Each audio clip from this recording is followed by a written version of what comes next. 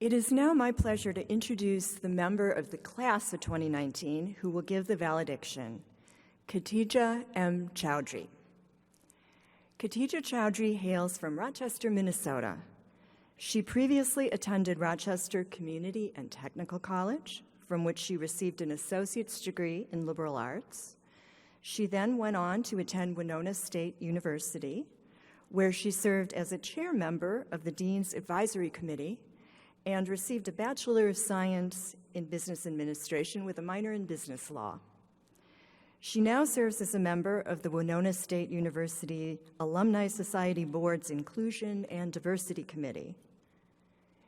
During her time at Marquette Law School, Khatija was actively involved in the Eviction Defense Clinic and served as president of the Alternative Dispute Resolution Society, as an academic and student success program leader, and as senior comment editor for the Marquette Law Review.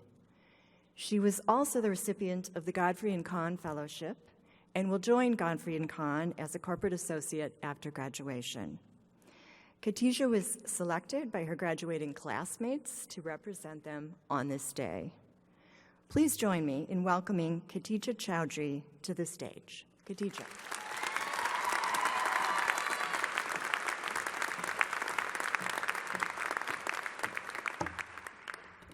Good evening. Thank you, Governor Evers, for joining us this evening, and thank you to Dean Kearney and the faculty for your guidance, wisdom, and often patience. I also want to extend my warmest welcome to the family and friends who have joined us this evening. You all have stood by our side these past 3 years, and without your support, we would not have made it here today. Last but not least, welcome to one of the finest graduating classes of Marquette Law School, class of 2019.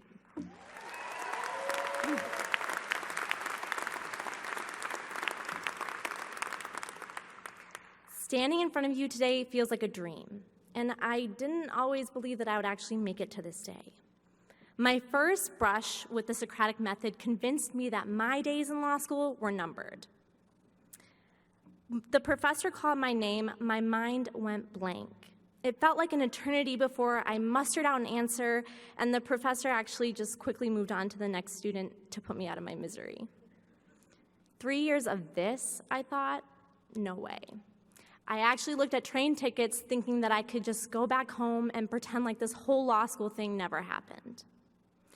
But in those moments where I was doubtful and uncertain, I learned to remember why being here mattered so much. It matters because this opportunity only comes to a small number of very lucky individuals. I say this not to diminish all of the hard work that we have done, but to acknowledge the fact that there are many minds, perhaps some more brilliant than our own, who will never have this opportunity for any number of reasons.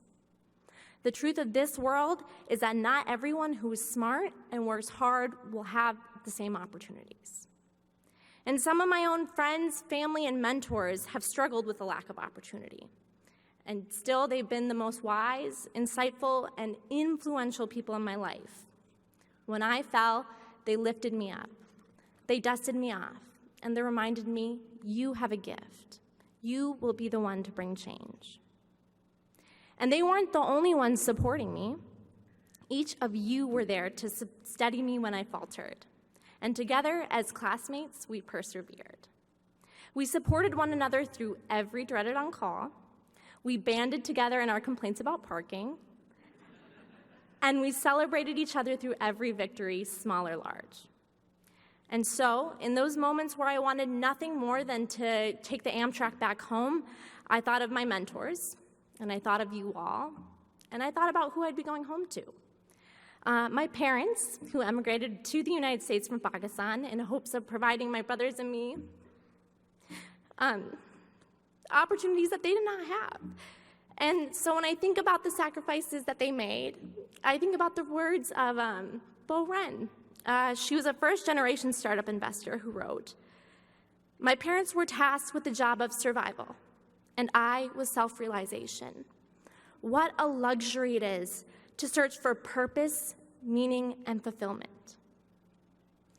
Because of the sacrifices of my parents, I stand in front of you to commemorate what we have achieved. I am so proud, as all of us in this room should be. I also now get to stand here and ask, after today, what will our purpose be? What will bring us meaning and fulfillment? Because this cannot be our defining moment. We must define ourselves by something bigger than our new title. We have learned so much more at our time at Marquette than black-letter law. We have learned that we, as lawyers, can do so much more for the world around us. And our communities will rely upon us not only to uphold the law, but to shape its policies. We are now the gatekeepers, the peacemakers, and the engineers of society. We are the voices of reason.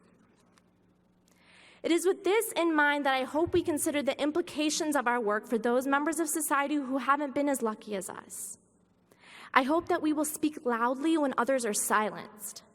I hope that we will not only imagine the ways that we can improve the world, but be bold enough to start. And I hope that we will be the lightning rods that our communities need us to be. I have seen this spark in each of you, as I've sat beside you in classrooms, conference rooms, and courtrooms. I have heard you advocate for issues you're passionate about. I've heard you develop ideas for improving the world, and I've heard you speak truth to power. This is why I know that no matter what comes our way, the graduates in this room have the ability not only to find our own personal success, but also to leave our mark on the world. So while today might feel like our defining moment, it's actually just the beginning of something greater than we could have ever imagined. Class of 2019, thank you for sharing this moment with me. Congratulations.